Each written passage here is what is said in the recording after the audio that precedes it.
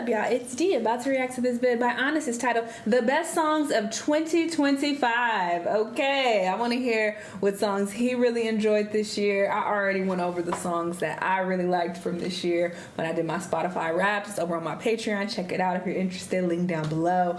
I think this was a decent year for music, for sure. It started off real slow, but it definitely picked up as the year progressed. But yeah, let's hear what he has to say. Let's watch. I said this before and I'll say it again. 2025 has been the worst year in popular music thus far of the 2020s decade. The blockbuster acts disappointed. Even the ones that were good, I didn't feel... I don't know. I think it got better towards the end of the year. They creatively went definitely all the way started off there. real bad. A lot of breakout stars from last year are in their resting and in-between period, and we're stuck with AI music and now it's warm. With that being said, there have been some diamonds in a sea of trash, and I'm going to list the songs that really grabbed me throughout the year. Honestly, when a year in popular music isn't grabbing me, my focus turns towards the alt music scene or primarily bumping older records when the new records are dust. Don't write me a dissertation acting personally offended that your favorite song didn't make it. This is not an objective list. Hello. You can tell me your favorite songs, of course, even if people do this all the time. It's so annoying, you fucking weirdos. Y'all are weird. I just had to, leave a comment to somebody on my Patreon when they got pressed by my opinion of 21 Savage's album. I'm just like, I'll just never understand why you get so angry because I don't like something you like or I like something that you don't like. Why does that offend you so much? It's so strange. I think these people are special needs. They have to be, because I don't know why you are personally attacked or you feel attacked as if you put the song together yourself and I'm coming after your art. Like, I just will never understand it. they aren't on the list, I would love to hear some recommendations, but this is just a heads up. Anyways, without further ado, let's hop into the songs that were a light shining at the end of the tunnel that was this abysmal year. This is not a numbered list, just because I do have a few songs that I love or like equally. It more so works as a collection of the best songs of 2025 rather than an official ranking. Love Me Not, Raven Lenae. Raven Lenae has been making music for over a decade, and she's mostly gained a following as an R&B starlet. That is until Love Me Not took off on TikTok. It's familiar to some things she's done, but at the same time, it's absolutely nothing like she's done before. It's a very retro pop influenced song. It's one of those songs that are both hateful and heartbreaking. Her vocal inflections leave quite an impression. It's one of those songs from this year that stuck around in the top half of the charts, and one of the only few that I feel I could root for because it was one of the few really good ones. Hard Part, Tiana Taylor and Lucky Day. Tiana Taylor has been around for a very long time as a public figure, as a I react to this song. I did not like the song. Spoiler alert. singer and actress. She's one of those artists that aren't consistently on my radar, but I have peeped in here and there. And her collaboration with Lucky Day And I is love so Lucky beautifully Day. wistful. It's a very traditional male and female collaboration, but it manages to not fall into being boring. In this song, she comes to terms with the demise of her relationship and in hopes that the hard part is over with. Abracadabra, Lady Gaga. 2025, we saw the return of Gaga in a way we hadn't seen in a very long time. I can't promise that Mayhem is as chaotic as the title or artwork might allude to it being, but Abracadabra is a standout and jolt of energy on the album. The brass synths, coupled with the bouncy house synths and classic Gaga-isms, make for a captivating pop song. And I think it's a good showing of how to tribute something familiar without sounding like you're stuck in a time loop. Midnight Sun, Zara Larsson. Zara Larsson has spent most of her career making EDM and dance-influenced pop music. Her biggest struggle up until this point has been bringing her own flavor and distinctiveness out. She has the looks, she has the radio-ready voice. She hasn't always found the balance between branding and personality, though. Midnight Sun feels like where it's finally on the horizon for her. The chorus of this song rides a fine line between being annoying and euphoric, but the construction of the song is excellent. I think the momentum is maintained quite well throughout the song. It sounds like a future dance pop classic and sounds exactly how the artwork looks. Kitchen, SZA. SOS has been a fruitful era for SZA. We saw her become a superstar while making some genuinely great music. The standard version of SOS had its length problems. I'm not so sure we needed a deluxe with 15 more additional tracks, or why couldn't it be turned into a different project? After all, it's not like SZA is hurting for sales. But one thing I can say is that SZA's throwaways are still quality. So much so that there are a few songs on Lana that I think could replace some of the songs on the OG track tracklist. Kitchen is one of the songs that grabbed me and really stuck with me. It's built off an Isley Brothers sample, and SZA sings these mournful lyrics with these deep angelic howls. It sounds like a perfect counterpart to Blind. Dealer, Lola Young. Lola Young has had an interesting year. Messi popped off in a major way. What interests me about Lola Young is that I like how unrefined she is. She has a punk energy similar to Amy Winehouse. Very honest, very straightforward. It might not even always rhyme, but she's saying exactly how she feels. She's not concerned with dressing things up. Dealer is an interesting song. It's a cool 80s pop rock inspired song, but lyrically it's so unique. It paints this tumultuous back and forth relationship with sobriety and the unique relationship with a drug dealer. This to me sounds like a hit, and apparently I'm not the only one that thought so. It's hooky, it's deceptively happy sounding, and never loses its merit with the darker lyrics. Good Old Days, Hayley Williams. Hayley Williams has given us so much this year. Her album Ego Death at a Bachelorette Party is a I started listening to this album. I really liked what song was that? I meant to finish it, but I forgot. I be starting albums, but then I don't. I don't go back to them. And interestingly enough, I have Raven Lene on here too. I started listening to it, but I forgot to go back to it. But Parachute, I did like that song. gorgeous manifesto of heartbreak. But I didn't finish her album. I do want to, though.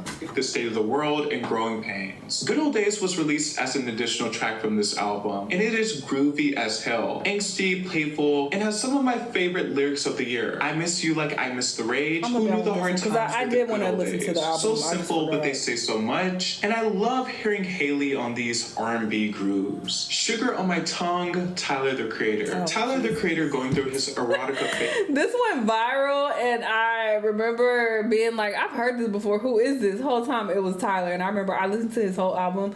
I did not like it. So it's not on my bingo card. Sugar on My Tongue. Especially after Chromacopia, like I enjoyed that for the most part. So this follow-up album compared to that was just like, it was really disappointing for me. And yeah, this sound is just not, I just don't fuck with it. But this is the sound that, you know, makes him go viral and people really love. But I like when he's just rapping, just like normal. Feminine and masculine energy to it. And it's just a super cool, fun track. It just reminds me of the Neptunes. It's sweet, it's filthy, it's euphoric, a really good dance track, and one of his most carefree offerings. Speed Demon. But I know people who are like really into pop, they would like that. Because yeah, honestly, he's a pop head.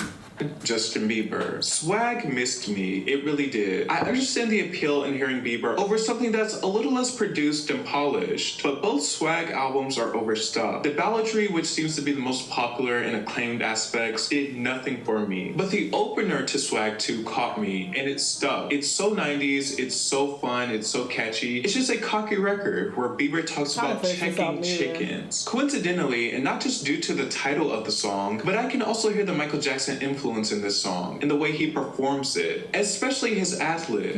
One thing I can say, it makes me wonder how much better this album. This makes me realize I started a lot of albums that I just didn't go back to, and I forgot about them because they were kind of forgettable, and it was just like they didn't really like grip me, so I didn't want to go back. But maybe I'll go back and finish the Swag shit, I guess. Album would be if he condensed both parts of this album into a tight 13-track record. But unfortunately, that is not the case. Saya Gray, Lie Down. Saya Gray is an artist that I don't think is on a lot of people's radar at the moment, but she has really captivated me this year and released some of my favorite work this year. She has a knack for melody, her lyrics can be a little off-kilter, and her production feels very rustic and simultaneously very lush at the same time. In her song Lie Down, she talks from the perspective of a scorned ex and questions her former partner, wondering if something happened to her, would they remember her? Was it all real? Did the love mean anything in the greater scheme of life? By the end of the song, she just kind of revels in the fact that she's been replaced. It's a song that tugs at the heartstrings, but it is such a gorgeous listen. Saya Gray is the future, and I said it here first. I'm excited to hear what more comes from her. Folded, Kehlani. For those of you that don't know, Kehlani has been an R&B star for about a decade at this point, but it's only now that she's receiving her huge pop breakthrough. And with the song that doesn't contort its sound or R&B influence. This is a modern R&B song written from the 2000s and 90s R&B playbook. It centers the heart, which I think people have really been craving in not only R&B, but in the pop world as well. A lot of modern R&B is a hodgepodge of many different things, and I would say the main thing is usually hip-hop. A lot of hip-hop lyrics, flows, and vocal stylings have been popular in R&B for the last decade. Trap soul, as a lot of people would like to call it. Kehlani pulls all that back and just gives something traditional and modern. Folded checks all the boxes. It's gorgeous, it's catchy, it has that yearning spirit that is so prevalent in R&B. I also think the success of songs like Folded and Mutt by Leon Thomas mean a lot culturally for R&B, because there was a long stretch over the past decade where more traditional sounding R&B would just be sidelined to the R&B charts. But we're seeing a resurgence, and I hope this leads to labels investing more wholeheartedly into R&B artists. Here are some of my honorable mentions.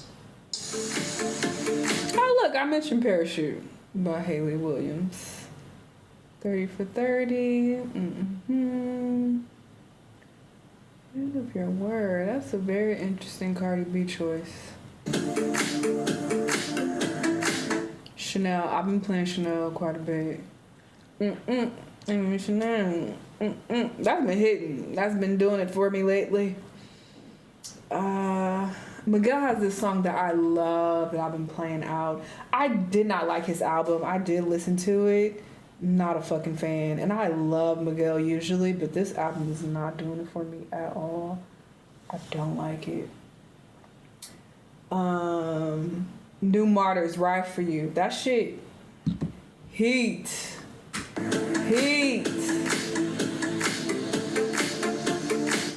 Oh, he has a lot. Taylor's on here.